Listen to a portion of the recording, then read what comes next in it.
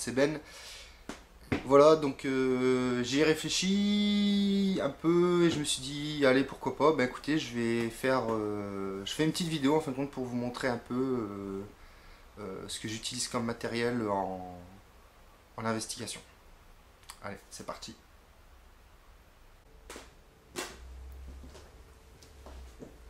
Donc là, on va commencer par le commencement. Donc, je vous montre pas ma caméra principale car je suis en train de filmer avec.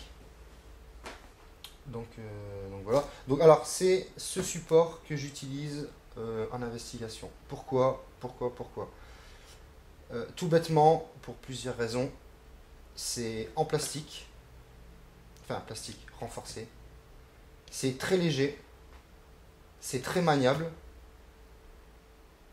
On a un support de maintien au niveau de l'épaule, un support de maintien au niveau de la poitrine. On a une sangle qu'on met autour de soi. C'est modifiable, on peut en faire ce qu'on veut. Et pour moi, c'est enfin, pour l'instant, on va dire, c'est le top du top en support pour les enquêteurs. Donc voilà, il y a plusieurs enquêteurs qui l'utilisent maintenant. Et ben, je les ai rejoints. C'est un très très bon support. Après, comme vous pouvez le constater, on peut le modifier. Moi, j'ai rajouté de quoi mettre une GoPro là. J'ai rajouté un petit laser. Vous voyez, on peut en faire ce qu'on veut. Pour moi, ça, c'est l'idéal. C'est l'idéal. Parce que quand je suis en train de filmer, par exemple, rien que pour la mise au point, on zoome sur quelque chose. Vous savez que quand on zoome avec une caméra, plus on zoome, plus on a tendance à trembler. Donc avec ça, terminé. Ou alors le tremblement est divisé par 5, par 6, par 10. Le tremblement est vraiment minime. Donc pour moi, ça, c'est le top du top en support pour la caméra principale. Donc alors, ensuite, j'utilise ces deux caméras. Donc j'appelle ça des facecam. Donc comme je fais des enquêtes tout seul, en solo, donc ça me permet pour moi d'avoir des autres plans de mon visage ou autre chose. Donc une caméra normale en lentille normale, une caméra en lentille full spectrum. Donc pour moi ça c'est hyper important. Donc ce que j'ai privilégié en premier c'est ma caméra et en second les deux caméras, c'est deux facecam. Après ensuite il y a pour moi un truc important aussi, une chose importante, c'est cette caméra. Donc c'est une caméra que j'ai acheté un support avec une batterie 12 volts, une GoPro pareil en full spectrum avec une Bully. Donc une Bully c'est des lampes infrarouges, des LED infrarouges pardon. Donc ça c'est super, c'est génial. J'utilise ça en enquête. Je le pose quelque part pour filmer à un endroit. Comme ça moi après je peux bouger autre part en attendant que ceci filme. Donc ça pour moi c'est l'idéal. Donc en plus, je ne sais pas si vous pouvez voir, donc ça qui est bien en fin de compte, c'est qu'on peut la prendre, on peut bouger avec, on peut faire des plans comme ça, on peut la poser quelque part, pas de souci. Il y a des supports ici, je trouve ça nickel, je trouve ça super comme invention. Et en plus, si vous voulez, on peut carrément, il y a une fixation, on peut rajouter un grand trépied pour le poser quelque part en hauteur, dans le coin d'une pièce, en hauteur. Il y a une vis de serrage pour mettre un trépied. Pour moi, ça, c'est nickel. C'est génial, cette invention. Donc voilà, j'utilise ça aussi pour mes enquêtes. Donc alors, pour moi, ensuite, dans une enquête, pour moi, ce qui est important, c'est le K2. Donc le K2, maintenant, les trois quarts des gens savent un peu en quoi ce boîtier consiste, à quoi ce boîtier sert. C'est un boîtier qui sert à détecter les ondes, les champs électromagnétiques, que ce soit des champs électromagnétiques naturels ou paranormaux que les entités peuvent produire. Donc un bouton, les LED qui s'allument, plus le champ est fort, plus les LED s'allument. Donc voilà, c'est pas le dernier modèle est noir, il y a un petit buzzer en plus. Donc en plus d'avoir les LED qui s'allument, vous avez un son. Donc Donc voilà. Bon, c'est le premier modèle, mais le premier modèle sans le buzzer, il fonctionne très bien. Bon, là, je l'ai un peu modifié. J'ai mis un petit support, un petit trépied que je peux dévisser. Donc, si je veux pas le petit trépied, je rajoute un selfie. Mais je trouve ça génial. On met, comme ça, on peut mettre le K2 là. On peut le déplier. Donc, comme ça, le K2 se retrouve en hauteur. Et bon, après, ça, je peux le poser contre un mur. Voilà, je l'ai un peu bidouillé. Bref, pour moi c'est important le K2 et je vous conseille de l'avoir. Donc alors ensuite, pour moi ce qui est important lors d'une enquête, c'est ça aussi, c'est le REM pod, ou devrais-je dire le Spirit Pod. La dernière invention de Jérôme Coutarel de chez Spirit Shop. Donc je ne sais pas si vous connaissez déjà le modèle standard américain, c'est rond.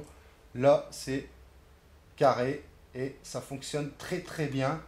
C'est super léger. La preuve, j'ai bidouillé, je l'ai mis sur un bras. Donc le REM pod, c'est comme l'autre, c'est pareil, ça sert à détecter les ondes, les champs électromagnétiques, les ondes électromagnétiques ou une présence aussi. Donc même principe, l'antenne, une antenne. Plus on approche la main, plus les LED s'allument. Donc voilà, c'est génial et je trouve que c'est super important. Et encore merci à Jérôme Coutarel de Spirit Shop pour cette belle invention. Donc voilà, donc j'ai fait un bras. Donc aussi ce qui est important pour moi c'est le dictaphone. Donc si vous voulez faire des TCI, des séances de TCI, donc c'est des séances de transcommunication instrumentale. Donc on se sert d'un dictaphone pour avoir des PVE, des phénomènes de vol électronique. Donc le dictaphone très très important. Bon, celui-ci c'est un mono, c'est pas un gros dictaphone mais il fonctionne très bien. Donc c'est un mono. Donc ce que j'ai fait, j'ai rajouté un micro stéréo. Donc voilà. Donc du coup il est mono et il devient après avec le micro stéréo. Donc j'ai rajouté une petite lampe aussi. Donc ça sert de lampe torche. Donc ça sert de lampe torche et ça sert aussi en même temps de pouvoir éclairer le dictaphone. Donc voilà, donc avec la main, un petit bidouillage maison aussi. Donc là par contre pour le Spirit Pod, c'est moi normalement vous l'avez pas comme ça, c'est parce que moi j'ai voulu le nettoyer. Donc normalement vous l'avez pas comme ça, il est beaucoup mieux, il y a un autocollant marqué Spirit Shop, enfin Spirit Pod. Donc ça c'est ma faute, j'ai voulu le nettoyer. Donc ça, super invention de Jérôme, merci Jérôme.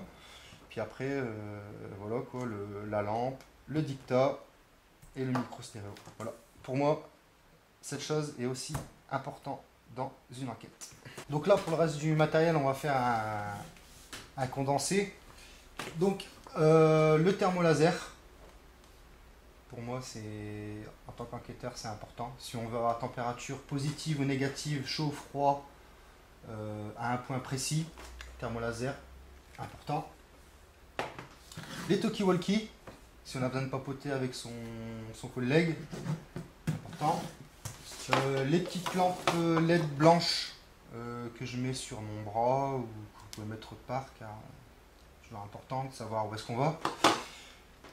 La lampe Wally de chez Spirit Shop, toujours très bon matos. Donc la lampe Wally, si vous utilisez des caméras full spectrum ou alors si vous utilisez le night shot de votre caméra, les lampes LED hier, très important. La table de Ouija, donc la table de Ouija c'est juste mon avis mais pour moi c'est important. La table de Ouija c'est un support comme un autre, comme le dictaphone ou comme la Spirit Box. J'ai des avis favorables, j'ai des avis défavorables sur la question, je ne vais pas commencer à débattre, c'est juste mon avis. Pour moi, en tant qu'enquêteur, c'est important, c'est un moyen comme un autre de support de communication. Et pour finir, on a les Ghostbox. Donc, j'ai les deux modèles. J'ai la SB7. Donc, la SB7, c'est ma première Ghostbox. J'ai eu de très très bons résultats avec. Donc, pareil, balayage des fréquences. Avant, arrière. Voilà, volume, AM, FM. Donc très bon matériel, la SV7 que je conseille. Après, je suis parti sur la SB11 et la SB11, en fin de compte, c'est le must. Hein, c'est comme la SB7 en version améliorée, donc c'est très très bon, c'est du très très bon matériel. Deux chaînes au lieu d'une, donc deux chaînes. On peut choisir la vitesse de fréquence, pareil que la SB7 sur la 11. Par contre, on a deux chaînes, voilà, donc on peut faire en avant, en arrière. On peut balancer les deux chaînes en même temps. On a une petite lampe rouge. Voilà. Et on a aussi un petit capteur de température, -5, +5. Donc, s'il y a un changement de température, on est au courant aussi. Mais surtout, le truc qui est génial en fin de compte entre la 7 et la 11, c'est que comme on sait que la Ghostbox, c'est pas une science exacte comme moyen de communication. C'est un moyen de communication, mais c'est beaucoup de l'interprétation, à mon avis, c'est juste mon avis aussi. Donc la différence qui est bien en fin de compte entre la 7 et la 11, c'est que la 7, on peut tomber plus facilement sur des fréquences radio que la 11 non, ou beaucoup moins, car sur le côté, on a un bouton pour désactiver l'antenne. Donc, question véracité des résultats des PVE ou des séances de TCI, pour moi, c'est la 11. C'est le must en véracité des résultats. Je dis pas la 7, c'est très très bien. On a plus de chances de tomber malheureusement sur les stations de la radio. Mais pour moi, la 7, j'ai eu de très très bons résultats. Donc les deux se valent. Donc voilà. Bon, ben, on a fait un peu le tour de la table, de mon matériel. Ben, écoutez, j'espère que vous avez pris plaisir à me regarder, à m'expliquer un peu sur mon matériel, comment je vais un peu fonctionner dans mes enquêtes et avec quel matériel. Donc voilà, et je vous dis à bientôt. Allez. Salut!